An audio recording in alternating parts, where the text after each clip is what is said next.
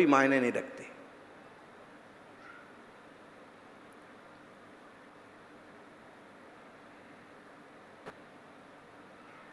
अपने अपूर्व वैभव को जाना, निज शाश्वत स्वरूप को जाना, बाहर की कोई चिंता नहीं, चाह नहीं, चिंता नहीं, मनुआ बेपरवाह, जिनको कछु न चाहिए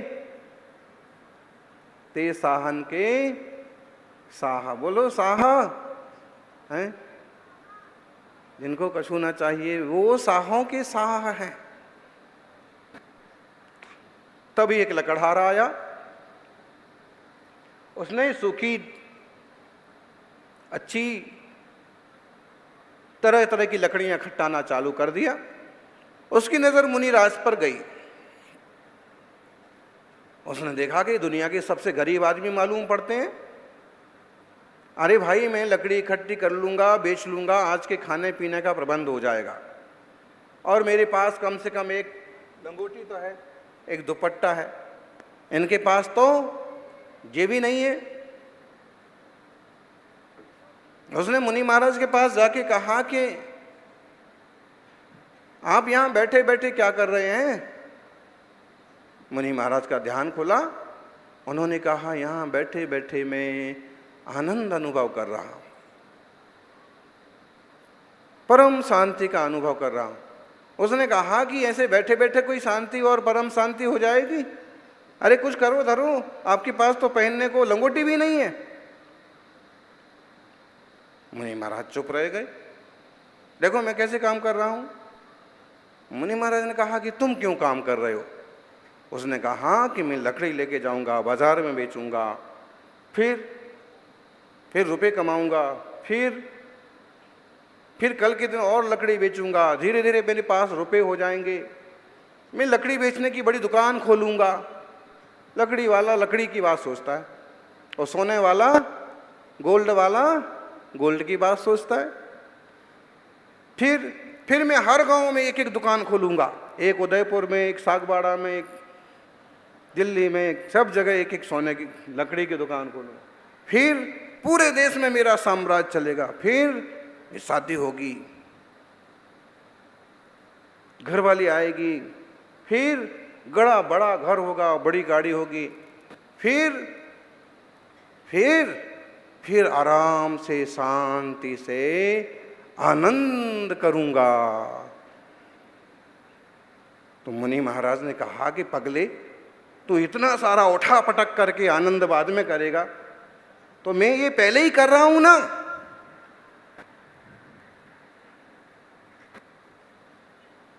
संसारी जन लगभग ऐसे ही सोचते हैं, पहले एक काम निपट जाए, महाराज एक काम निपट जाने दो, पहले ये और निपट जाए, उसके बाद संयम लूंगा, साधना करूंगा, शांत होऊंगा। लोग शांत भी कहां होते हैं, मरने के बाद शांत होते हैं। और अपने देश में तो बोलते भी हैं, कोई बड़े बुजुर्ग चल बसते हैं तो क्या बोलते हैं? पोपटलाल शांत हो गए।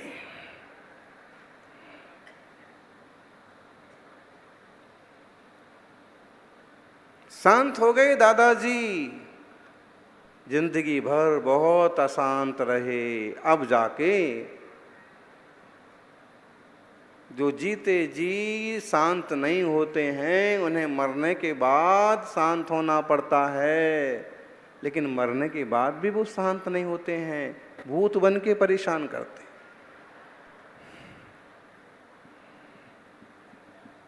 और जो जीते जी शांत हो जाते हैं, सच्चे मायनों में वही संत हो जाते हैं। सौभाग्यशालियों, मुनिवर ने कहा कि मैं क्या कर रहा हूं, मैंने सारे अटैचमेंट छोड़ दिए, सारे संपर्क खत्म कर दिए, मुझे किसी से कुछ लेना देना नहीं।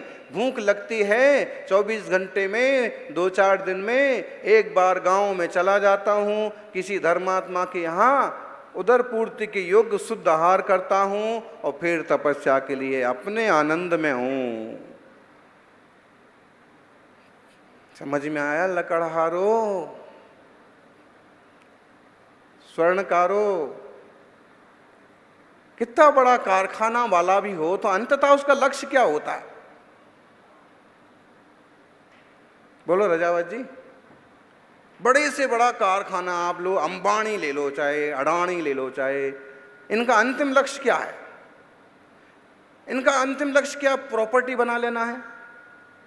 कि इनका अंतिम लक्ष्य ये है कि मेरी सबसे नंबर 1 का मैं धनपति हूं? अंतिम लक्ष्य इनका ये नहीं है। इसके आगे का अंतिम लक्ष्य अंततः सबका सुख, शांति और आनंद ही है। ये सब मिल जाएगा। जैसे मैं नंबर 1 पर आ गया तो इससे मुझे क्या होगा? मुझे गुड फील होगा, मुझे आनंदित महसूस होगा।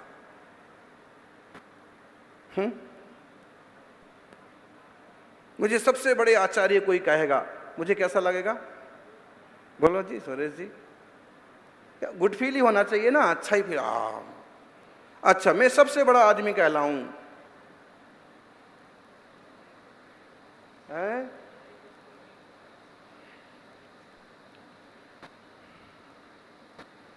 अपनी निधि तो अपने में है, बाह्य वस्तु में व्यर्थ प्रयास।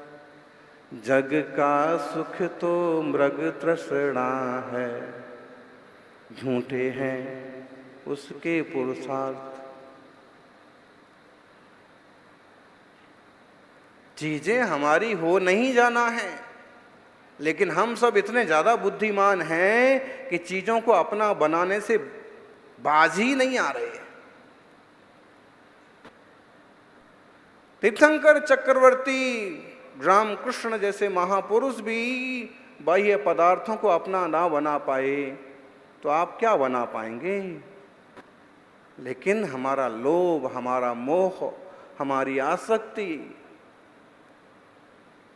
हमें शांत नहीं बैठने देती। जबकि अमृतचंद्र जैसे आचार्य कहते हैं, अयि कथमपि मृत्वा तत्व कौतूहलीसन अनुभव भव मूर्ते पार्श्ववर्ती मुहूर्तम पृथगथ विलसंतम सम समालोकयेन तेजसी जगति मूर्त्या साक में कत्व मोहम। एक पल, अरे भाई, मर पच करके भी अपना अनुभव करो। भगवान तो भगवान बन गए।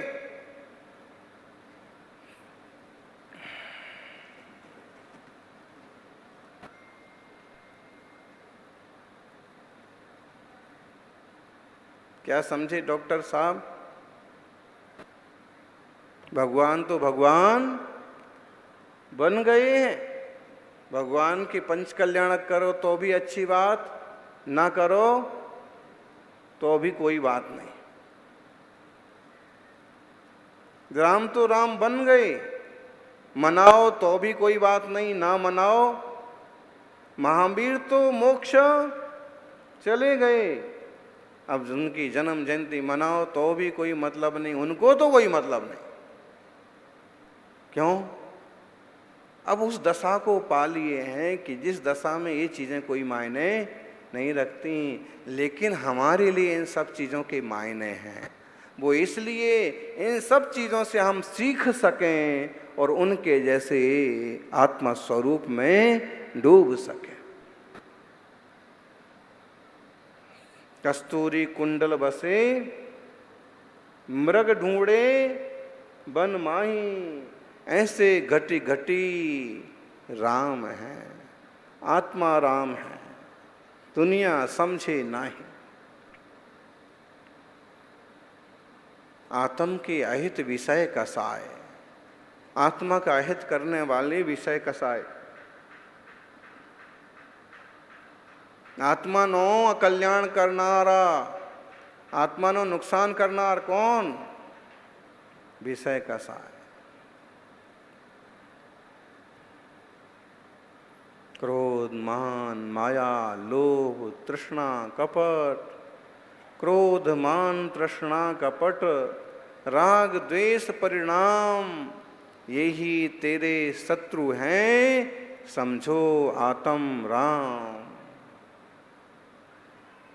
तो बोले ये अब के हैं, मुनि महाराज तब के हैं, और ये जो भिखारी है ना, ना ये अब का है और न तब का। इसको यहाँ भी कुछ नहीं मिलना है और वहाँ भी। और ये जो धर्मात्मा जीव है ना, आपको तो नाम सहित बता दिया, लेकिन अपन मान लें उदाहरण के लिए गांधी जी और ऐसे धर्म बुद्धि वाले जो लोग हैं कि धनार्जन भी करते हैं, मर्यादा पूर्वक गृहस्थी का संचालन भी करते हैं और दृष्टि रखते हैं आत्म कल्याण की, वो यहाँ भी हैं और वहाँ भी हैं। यहाँ भी सुख समृद्धि के सब साधन हैं और ऐसे मंगल परिणामों से आत्म विकास करके वहाँ भी सुखी आनंदित होंगे।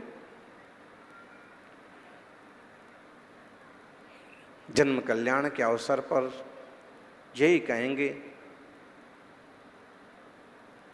कि बच्चों को, पुत्रों को कार दो, भले मत दो, लेकिन अच्छे संस्कार जरूर दो।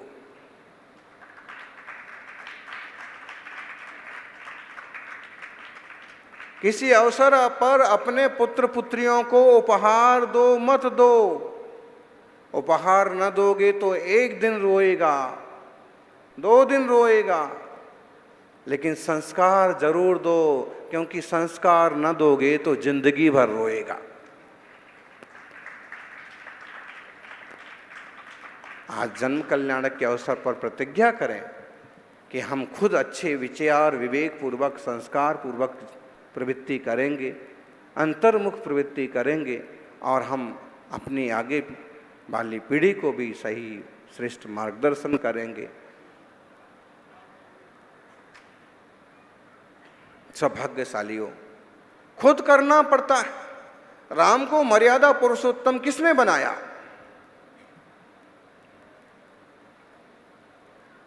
खुद ने। कहते हैं राम का जीवन अद्भुत सधा हुआ जीवन है। आप पद्म पुराण पढ़िए कभी और देखिए, जब राम अयोध्या से वापस आते हैं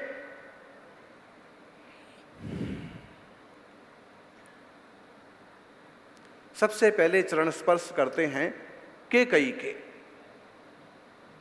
और कैकेयी मां भयभीत थी कि पता नहीं राम आकर के क्या कहेंगे, क्या करेंगे, क्या बोलेंगे।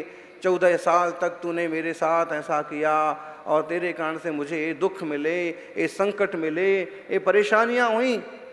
कि कई परेशान थी कि राम आएंगे और सबसे पहले अपनी माँ के चरण छुएंगे, कौशल्या के, मुझे गालियां देंगे। लेकिन राम ने आते ही सबसे पहले क्या काम किया?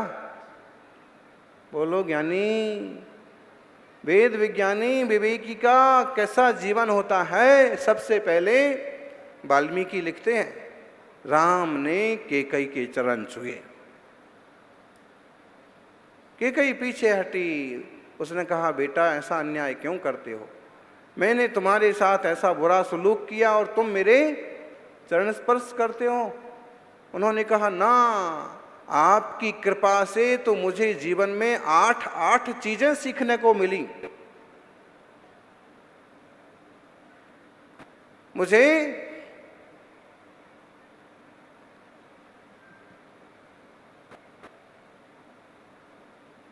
पिता का प्यार क्या होता है, निज का पुरुषार्थ क्या होता है, भाई का नेह क्या होता है, पत्नी का सत्व क्या होता है, शत्रु की शक्ति क्या होती है, मित्रों की मित्रता क्या होती है, और जंगल में भी मंगल कैसे होता है, ये सब आपसे मुझे सीखने को मिला। नेगेटिविटी रखने वाले लोगों के लिए कहानी जबरदस्त है। नेगेटिव नहीं, पॉजिटिव बनिए, सकारात्मक सोचिए। अगर आपके पास, आपके साथ कुछ अच्छा नहीं हो पा रहा है तो वो अच्छे ना होने में ही कुछ अच्छा ही छुपी हो।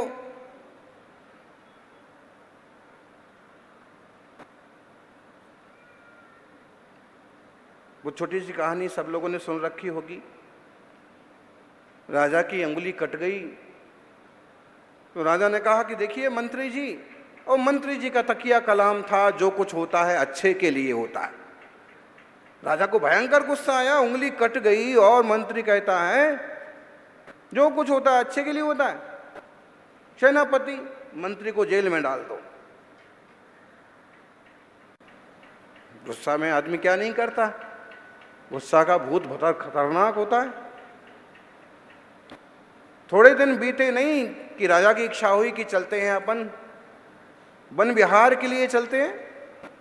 मित्रों के साथ, सैनिकों के साथ वन विहार के लिए गए, लेकिन घूमते फिरते उछल कूद करते रास्ते भटक गए।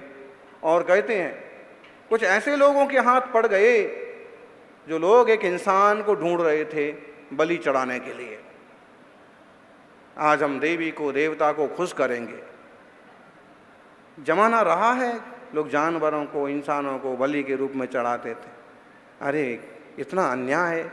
अभी भी कुछ लोग हैं अपने स्वार्थ की खातिर, अपने जीव की खातिर, अपने धन की खातिर पशुओं को, पंछियों को सताते हैं, मार डालते हैं। कई बार इंसानों के साथ भी दुर्व्यवहार करते हैं। बिल्कुल गलत चीज है। मिलावटखोरी, दुर्व्यवहार, किसी का नुकसान हो, इस तरह की चीजों से बचिए। राजा को ले गए, जो वहां मुख्य पंडा था, उसने कहा बहुत बढ़िया, बहुत सुंदर आदमी को लाए, अब देवी प्रसन्न हो जाएगी। लेकिन जैसे ही अंगोपांग देखे तो बोले इसकी उंगली नहीं है, इसलिए खंडित इंसान है, इसकी जरूरत नहीं है, इसे हटाओ। राजा जान बची, लाखों पाए, घर के बुद्धू लौट के बुद्धू जैसे तैसे पहुंच गए वापिस। और मंत्री की याद आई कि मंत्री ने सही कहा था, जो कुछ होता है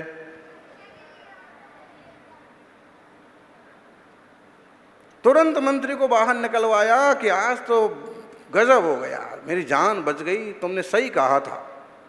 अगर मेरी उंगली ये ना कटी होती तब शस्त्र संचालन में, तो आज मैं कट गया होता। तो मंत्री ने कहा महाराज मैंने सही कहा था, जो कुछ होता है अच्छे के लिए होता है, फिजूल में आप नेगेटिव मत सोचिए। राजा ने कहा कि अच्छा, मेरे साथ तो अच्छा हुआ, और तुझे इतने दिन जेल में पड़ा रहना पड़ा, 5-7 दिन, तेरे साथ कैसे अच्छा हुआ? उसने कहा महाराज मेरे साथ भी अच्छा ही हुआ। अगर मैं यहाँ जेल में नहीं होता तो मैं पूंछ की तरह आपके पीछे होता, आप तो बच जाते और मैं। अच्छा सोचिए, अच्छा करिए, निश्चित रूप से अच्छा ही अच्छा होगा। सोनो मंगल थाओ, सकल विश्वनो कल्याण थाओ। पंच कल्याणक प्रतिष्ठा महोत्सव विश्व शांति यज्ञ से पूरे देश में आनंद हो, यही मंगल भावना। जय बोलिए 24 तीर्थंकर भगवान की।